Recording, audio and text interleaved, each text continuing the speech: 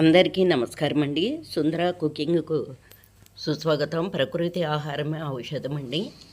అయితే ఇప్పుడు టమాటాలు మంచివి వస్తాయి కాబట్టి ఈ టమాటా పచ్చడి సీజన్ కాబట్టి నేను టమాటా పచ్చడి చేసి చూపిస్తున్నానండి. ఇది 6 నెలలు నిల్వ ఉంటుంది. ఎండబెట్టవలసిన అవసరం లేకుండా మంచి టమాటాలను గట్టిగా ఉండాలి, పూర్తిగా పండి ఉండాలండి. ముచ్చుగుళ్ళు ఉన్నవైతే ఇంకా ఫ్రెష్ అని అర్థము. టమాటా ఎంత గట్టిగా నొక్కినా సరే ఇలా గట్టిగా ఉండాలండి. ఈ టమాటాలను నేను 1/2 కేజీ తీసుకున్నానండి. ముచ్చుగులు ఉంటే తీసేసి బాగా కడిగి బట్టతో తుడిచి కొంచెం గాలికి ఆరబెట్టాలండి. ముచ్చుకను ఈ విధంగా తీసేసుకోవాలండి. అది తినకూడదు, కిడ్నీలో రాళ్ళు వస్తాయి అని కూడా చెప్తారు కాబట్టి ఆ పార్టుని మాత్రం తీసేసి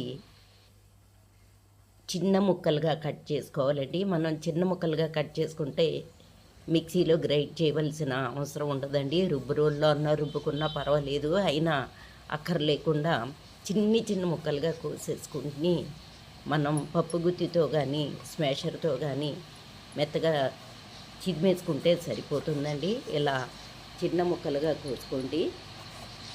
అయితే ఈ ముచ్చుకును ఇంకో రకంగా కూడా ఈ విధంగా తీసి వచ్చేయండి. మీకు ఏ విధంగా వీలుంటే ఆ విధంగా తీసేసుకుని చిన్ని ముక్కలు చేసుకోవాలండి. చాకుకు కానీ మన చేతికి కానీ ఈ గిన్నెకి కానీ ఎక్కడ తడి ఉండకూడదండి. కొంచెం బట్టతో తుడిచి ఫ్యాన్గాలికి కానీ ఎండలో కానీ ఎండబెట్టుకోవాలండి. ఈ విధంగా ముక్కలన్నీ చిన్నగా కోసేసుకున్న తర్వాత ఒక స్టవ్ పైన ఒక పాత్ర పెట్టి ఒక 50 గ్రాముల వరకు నూనె వేసి మనం చిన్నగా కట్ చేసుకున్న ఈ టమాటా ముక్కలను వేసేసి ఒకసారి బాగా తిప్పండి.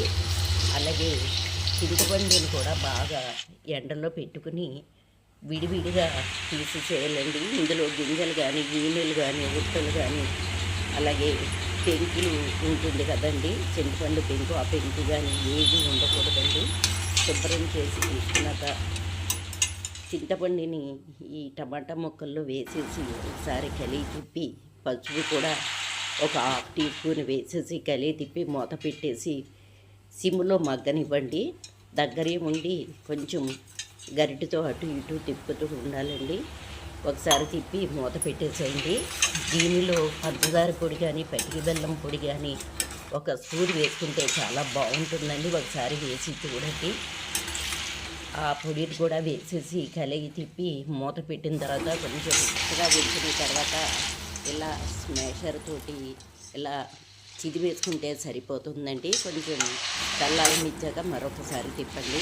ఇప్పుడు 75 నుంచి 100 గ్రాముల వరకు పల్లి నూనె కానీ నువ్వుల నూనె కానీ వేసుకోండి. నువ్వుల నూనె బాగుంటుంది. వేసిన తర్వాత ఒక స్పూను మెంతులు దోరగా వేగిన తర్వాత ఆవాలు వేయండి. ఆవాలు చిటపటమన్న తర్వాత ఒక స్పూను జీలకర్ర, అలాగే ఒక టేబుల్ స్పూన్ మెంతిపొడి వేసానండి. ఒక 1/2 టీ స్పూన్ ఇంగువ, ఒక టీ స్పూన్ తోటి జీలకర్ర పొడి, 125 గ్రామ్స్ కారం వేసానండి. 100 గ్రాములైనా వేసుకోండి. మనం తాలింపు పెట్టాము కదండి, ఆ పోపు చల్లారిన తర్వాత ఇందులో వేసండి. నేను కారం చల్లారిన తర్వాత కలుపుతానండి. వేడివేడిగా కలపబుద్ధి కాదు నాకు ఎందుకో. ఒకసారి ఇలా కూడా వేసి చూడండి.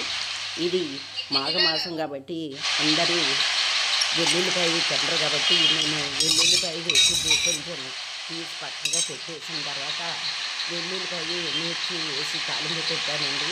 నేను మినపప్పు శనగపప్పు వేసి తాలింపు పెట్టనండి. అవి తొందరగా బూజు వచ్చేస్తాయి కాబట్టి మీరు కావాలంటే వేసుకోవచ్చండి. నేను కొంచెం వెల్లుల్లి వేయండి పక్కకు పెట్టేసి వెల్లుల్లి వేరే దాంట్లో వేసానండి. మీ ఇష్టం, ఏ విధంగా అయినా పట్టుకోవచ్చండి. అయితే ఈ వీడియో నచ్చితే తప్పనిసరిగా సబ్స్క్రైబ్ చేయండి, లైక్ చేయండి, షేర్ చేయండి. సర్వే జన సుఖినో భవంతు.